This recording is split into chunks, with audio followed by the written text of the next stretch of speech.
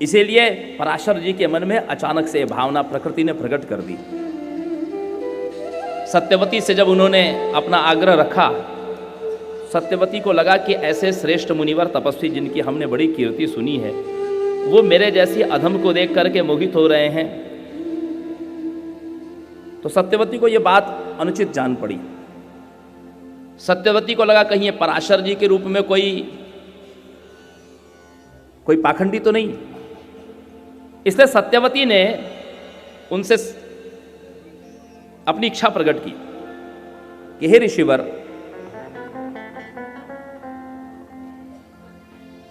मेरी पहली कामना है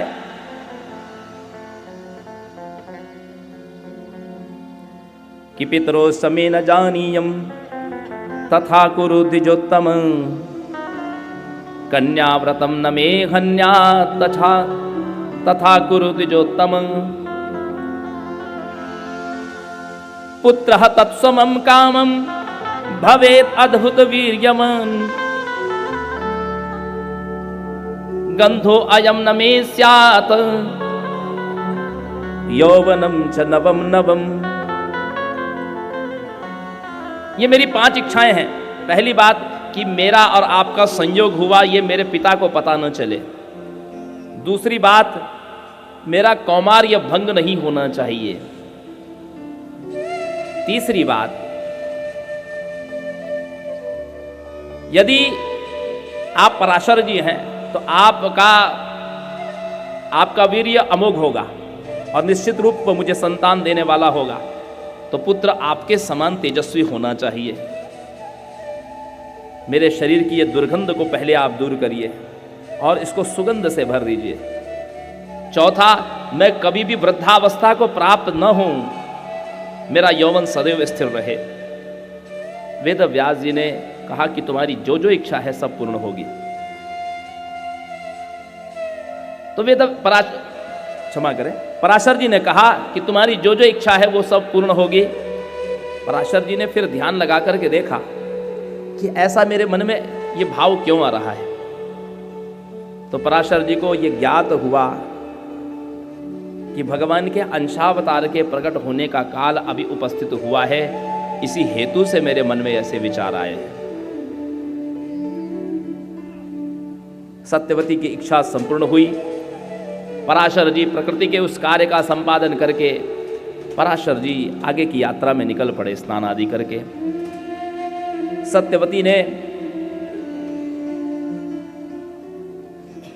प्रकृति के अनुसार अनुकूल समय में उस बालक को जन्म दिया। भगवान विष्णु का अंशभूत वह बालक बहुत अल्पकाल में ही, अत्यंत अल्पकाल में ही वह बड़ा हो गया।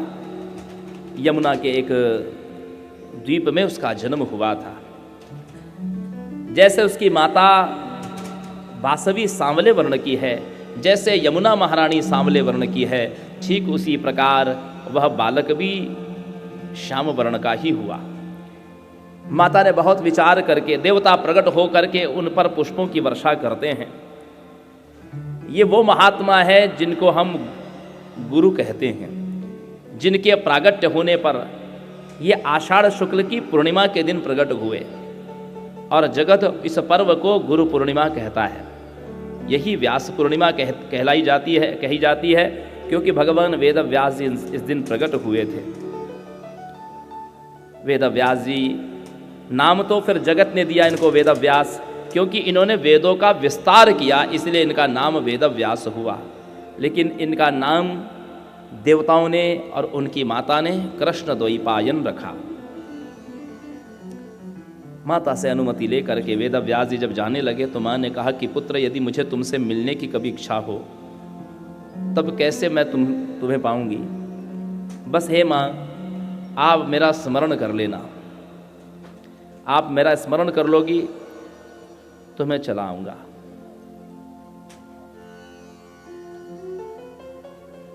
जैसे हमें किसी से भी अपने परिचित से बात करनी होती है तो हम लोग मोबाइल में उसका नंबर रहता है, बस एक बटन दबाते हैं और ठीक उससे कनेक्शन हो जाता है। और भगवान से कनेक्शन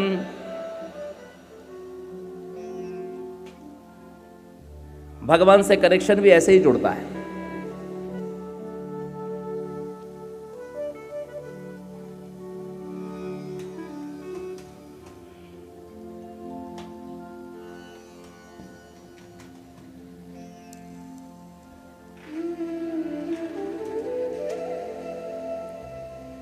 मोबाइल का तो बिल आता है,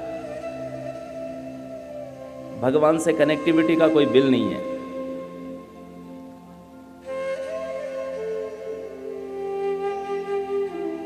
जगत के कनेक्शन में तो कई बार टावर बिजी आते हैं। अनंत कोटि जीवात्माओं के साथ भगवान संपर्क में लगे हुए हैं, लेकिन कभी लाइन एंगेज नहीं रहती भगवान की। जब भी आप बात करना चाहो तब आप भगवान से बात कर सकते हो।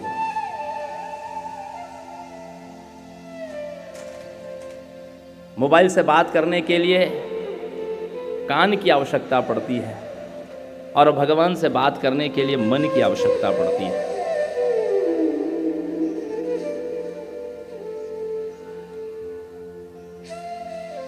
वेदव्यास जी ने कहा कि हे माता, बस हृदय से मेरा स्मरण कर लेना, मैं प्रकट हो जाऊंगा आपके सामने।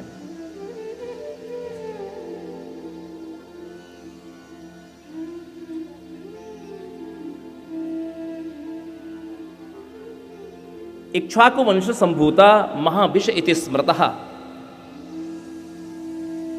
सूर्यवंश जो है, ये सूर्यवंश में महाराज इक्ष्वाकु हुए हैं, जिनकी अमित कीर्ति है।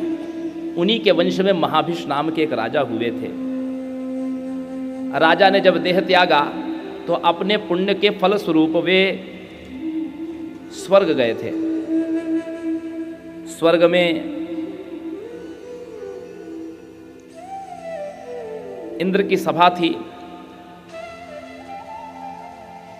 भगवती गंगा स्वर्ग में सुरसरी कही जाती है। भगवती गंगा के दो रूप हैं, एक जल रूप है और एक दिव्य रूप है। दिव्य रूप से वे चतुर्भुजा होकर के विराजमान रहती हैं। जैसे हरि सर्वव्यापक हैं, ऐसे ही भगवती गंगा भी पाताल में, पृथ्वी लोक में, भारतवर्ष में, वैकुंठ में, ब्रह्मलोक में, सभी लोकों में गंगा जी हैं। नवम स्कंद में तो वर्णन है, कहाँ कितने योजन की है, कितने योजन लंबी, कितने योजन चौड़ी। ऐसा कोई लोक नहीं है जहां पर भगवती गंगा न रहती हो। गोलोक में वे स्वयं वैकुंठ में 50 करोड़ योजन की हैं।